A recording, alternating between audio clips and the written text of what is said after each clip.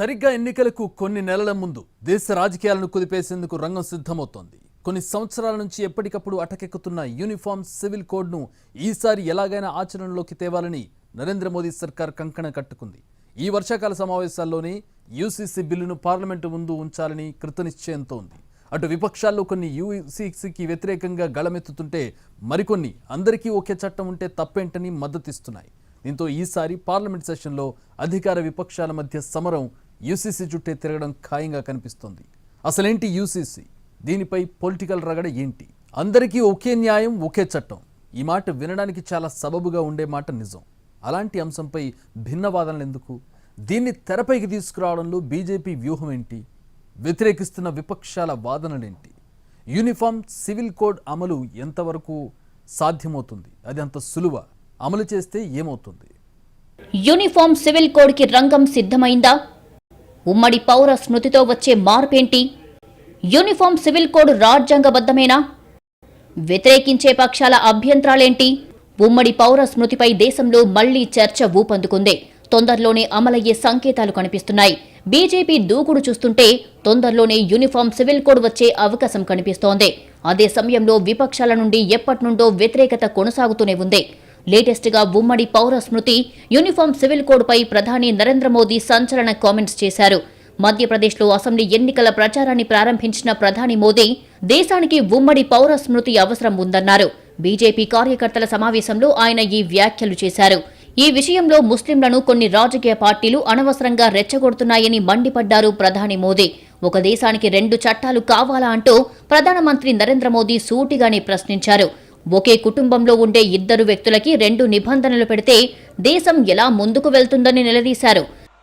भारत के मुसलमान भाई बहनों को भी ये समझना होगा कि कौन से राजनीतिक दल उन्हें भड़का करके उनका फायदा लेने के लिए उनको बर्बाद कर रहे हैं। आजकल हम देख रहे हैं कि यूनिफॉर्म सिविल कोड के नाम पर ऐसे लोगों को भड़काने का काम हो रहा है। आप मुझे बताइए, एक घर में परिवार के एक सदस्य के लिए एक कानून हो, परिवार के दूसरे सदस्य के लिए दूसरा कानून हो, तो क्या वो घर चल पाएगा क्या? నిజానికి గతేడాదే ఉమ్మడి పౌర స్మృతిపై పెద్ద ఎత్తున చర్చ జరిగింది. ఆ సమయంలోనే బీజేపీ పాలిత రాష్ట్రాల సీఎంలు వరుసగా కామన్ సివిల్ కోడ్కు మద్దతుగా స్వరం పెంచారు. ఇప్పుడు కనిపిస్తున్న పరిణామాలు గమనిస్తే ఉమ్మడి పౌర స్మృతి ముసాయిదా బిల్లు ఈ వర్షాకాల సమావేశంలోనే పార్లమెంటు ముందుకు వచ్చే అవకాశం కనిపిస్తోంది. ఉమ్మడి పౌర స్మృతిపై అభిప్రాయాలు తెలుసుకునేందుకు న్యాయ కమిషన్, న్యాయ మంత్రిత్వ శాఖతో పార్లమెంటరీ స్టాండింగ్ కమిటీ జూలై 3న సమావేశం కానుంది. ఇప్పటికే 22వ లా కమిషన్ను ఏర్పాటు చేసి దేశ ప్రజలు, మత సంస్థల అభిప్రాయాలను 30 రోజుల్లోగా తీసుకోవాలని గడువు విధించారు. ఈ పరిణామాలతో అసలు ఉమ్మడి పౌర స్మృతికి అనుకూలంగా, వ్యతిరేకంగా పెద్ద ఎత్తున చర్చ మొదలయ్యింది. కేంద్రంలో అధికారంలో ఉన్న బీజేపీ తన ఎజెండాలో ఉన్న అంశాలు ఒక్కొక్కటిగా నెరవేరుస్తోంది. కాశ్మీర్కు ప్రత్యేకమైన 370 ఆర్టికల్ను నిర్వీర్యం చేసింది కేంద్రం. రెండోది, ముస్లింకు ప్రత్యేకమైన ట్రిపుల్ తలాక్ను చట్టవిరుద్ధంగా ప్రకటించింది. మూడోది, అయోధ్య సమస్య. హిందూ ముస్లింల మధ్య శతాబ్దాలుగా నలుగుతున్న బాబ్రీ మసీద్, రామజన్మభూమి వివాదాన్ని తేల్చేసింది. ఇప్పుడు అదే ఊపులో ఉమ్మడి పౌర స్మృతిని తెచ్చే ప్రయత్నాల్లో ఉంది. వచ్చే లోక్సభ ఎన్నికలకు ముందే దేశమంతటా ఉమ్మడి పౌర స్మృతిని అమలు చేయడానికి మోదీ ప్రభుత్వం రెడీ అయిందనే సంకేతాలు కనిపిస్తున్నాయి. ఒక దేశం ఒకే ఎన్నికలు, ఒక దేశం ఒకే భాష లాంటివి బీజేపీ ఆశించే మార్పులు.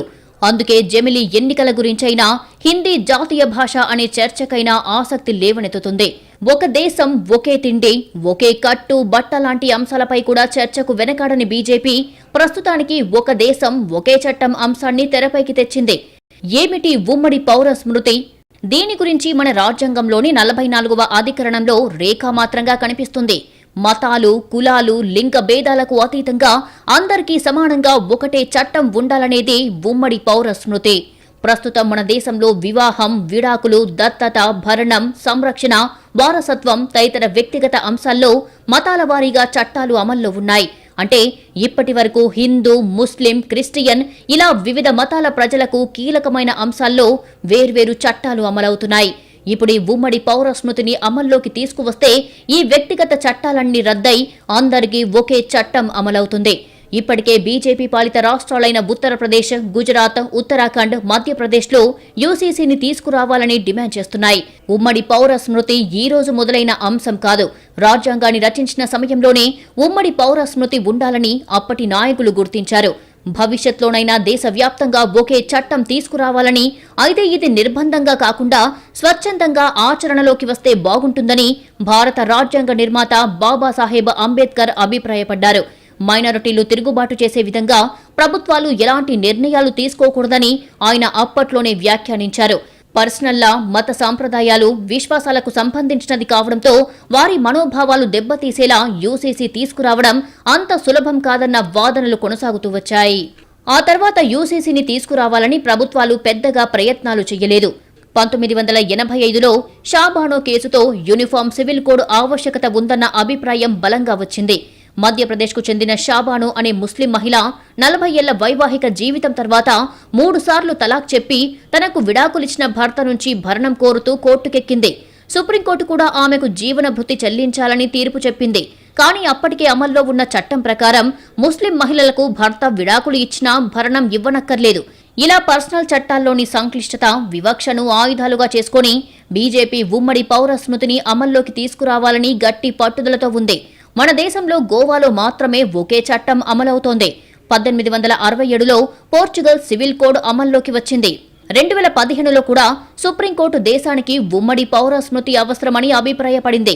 ఉమ్మడి పౌర స్మృతిపై చర్చ దశాబ్దాలుగా ఉన్నా బీజేపీకి దీనిపై ఉన్న ఆసక్తి ఇతర పార్టీలకు ఏ రోజు లేకపోవడంతో తెరపైకి రాలేదు.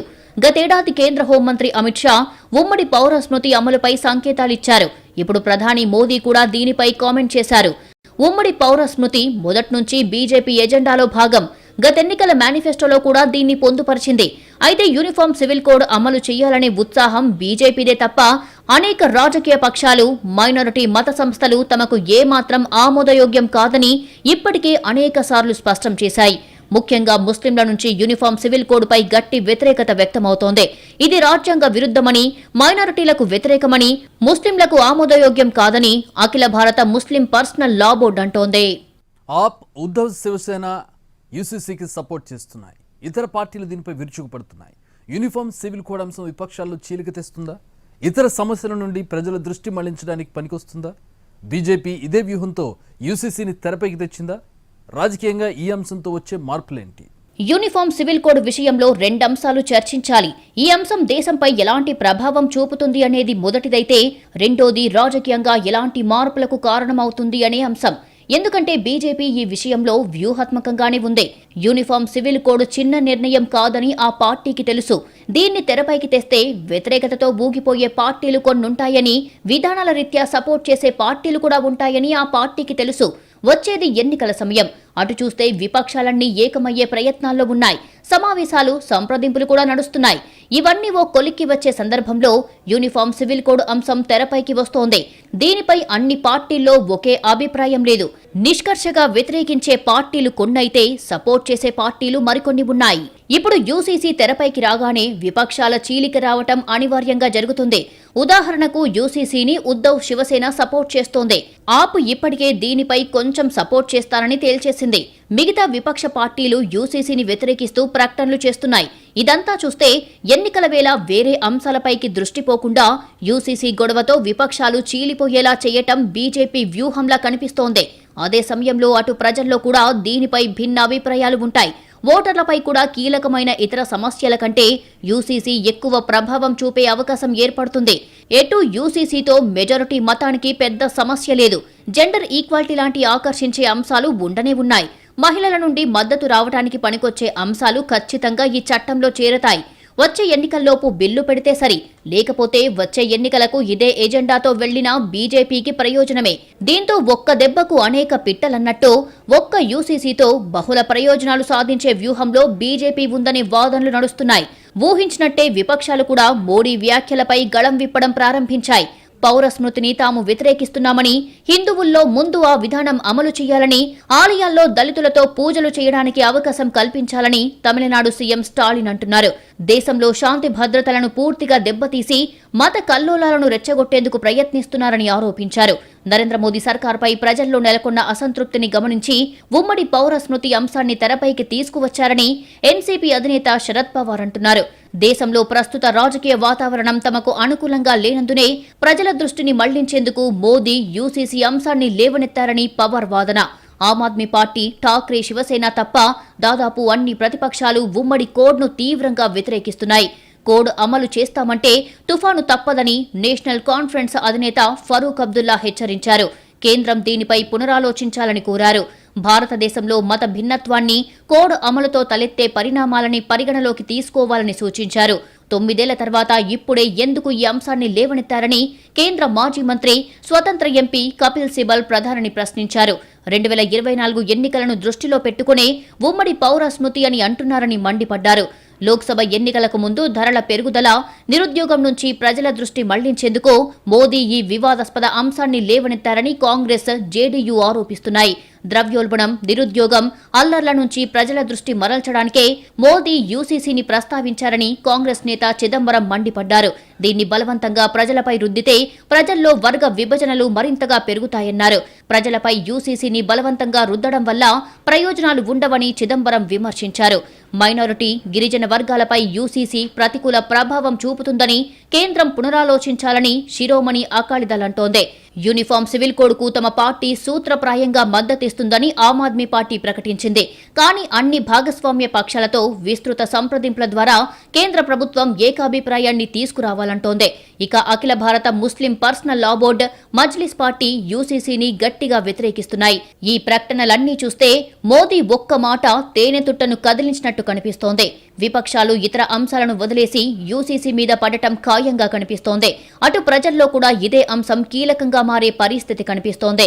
మెజారిటీ మతానికి చెందిన ప్రజలకు ఇది ఎటూ ఇబ్బంది కాకపోవచ్చు.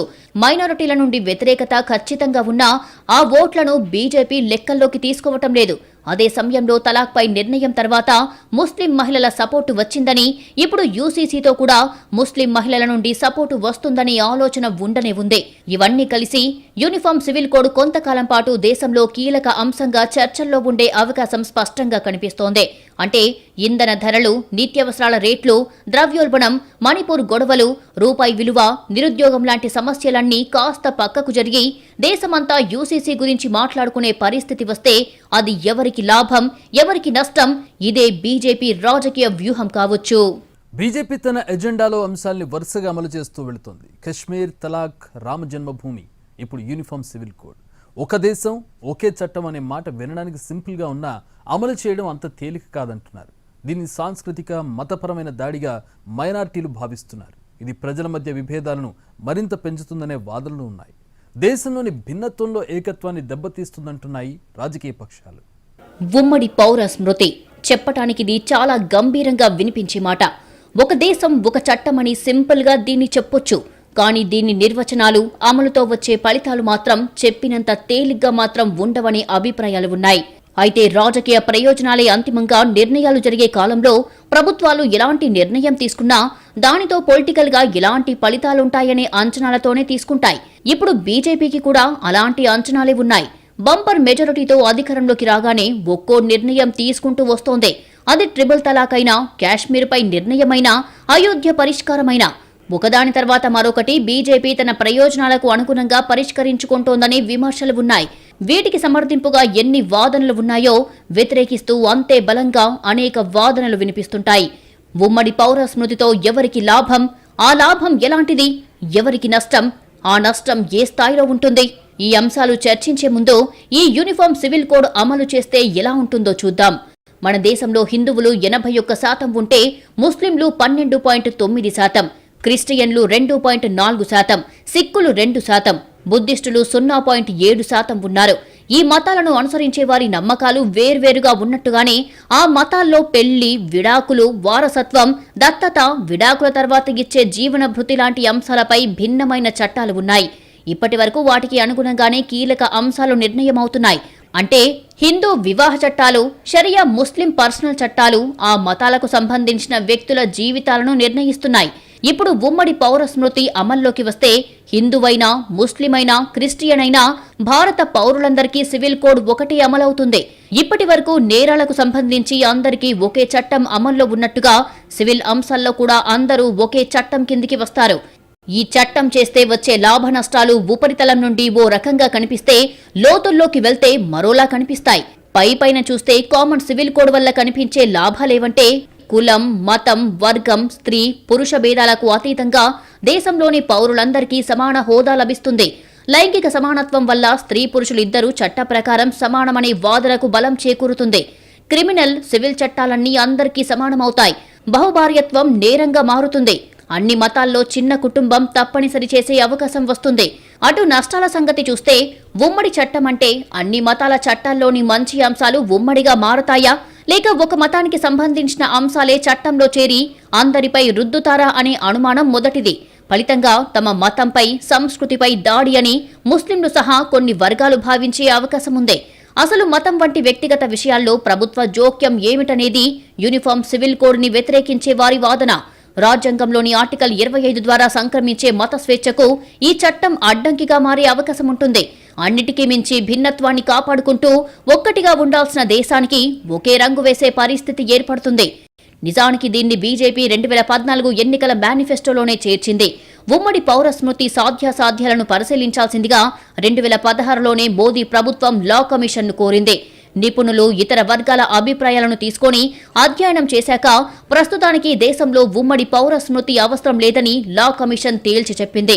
అయితే గతంలో షాబానో కేసు, సరళ ముద్గల్ కేసు, జాన్ వల్లమట్టం కేసు లాంటివి దేశంలో ఉమ్మడి పౌర స్మృతి అవసరమనే అభిప్రాయాన్ని పెంచాయి.